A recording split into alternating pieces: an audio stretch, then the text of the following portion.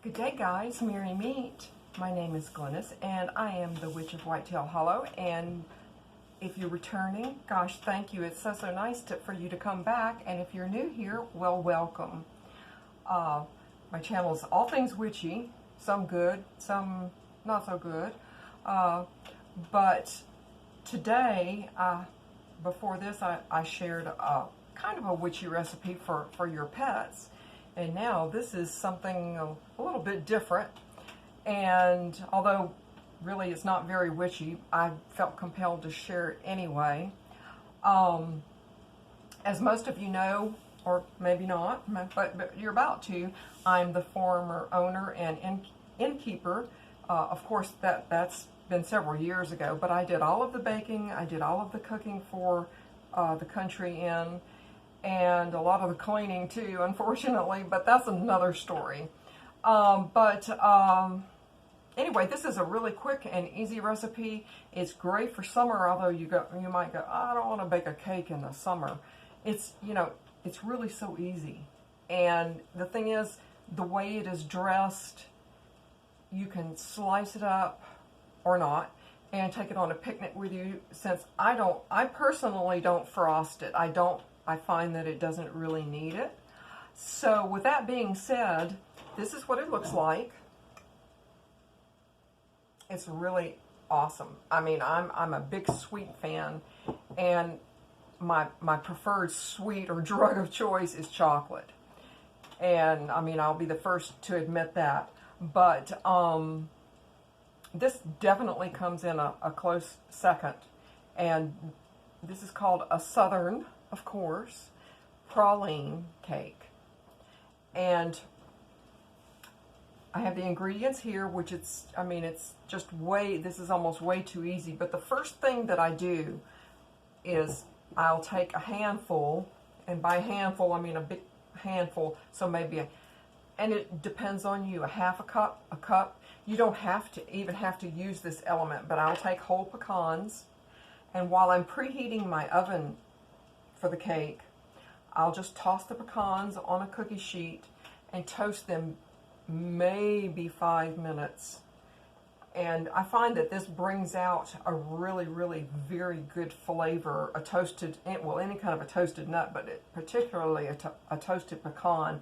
They do have quite a bit of an oil content. The oil content is good, but it can also be, it's a double-edged sword. It can also be bad because, and I'll warn you ahead of time, don't think I'll leave it in the nuts in a minute more, or I've forgotten about the nuts. Well, you probably burn the nuts by that time. If you can smell them, then you've burned them. But the trick with roasting any kind of a nut is to not, when you take it out of the oven, to not leave it on the cookie sheet or parchment paper, whatever you have it on, because it continues, the heat of course, the cookie sheet, parchment paper, continues to cook the nut. Take the nuts right off of there, put them on a plate, bowl, whatever it is that you have, and let them cool. But I take those, I roast those, and take those out and give them, you can either give them a really fine chop or a rough chop. It really depends on you. I do chop them not finely because I do want to actually be able to see them when I take this out. Again, just take your pan, spray it with, I like to use the Baker's Secret and spray the stew out of it. And sprinkle the pecans, the chopped pecans, in the bottom of your tube pan, or whatever pan that is that you're using. Okay, once you've done that, start mixing your ingredients. 4 eggs, 1 cup of water, 3/4 of a cup of vegetable oil, and I use the butter pecan cake mix, and an entire container of the coconut pecan frosting. Yes, I said frosting. It's coconut, of course, pecans, and caramel, basically. And I just mix this all up in a stand mixer, pour it right on top of the pecans, And depending on your oven, I bake it at 350. Depending on your oven, now this morning, of course, my oven was preheated since you may be or may not be roasting the pecans. But I think mine baked for probably 40 to 45 minutes at 350. And, you know, it came out, of course, like a charm.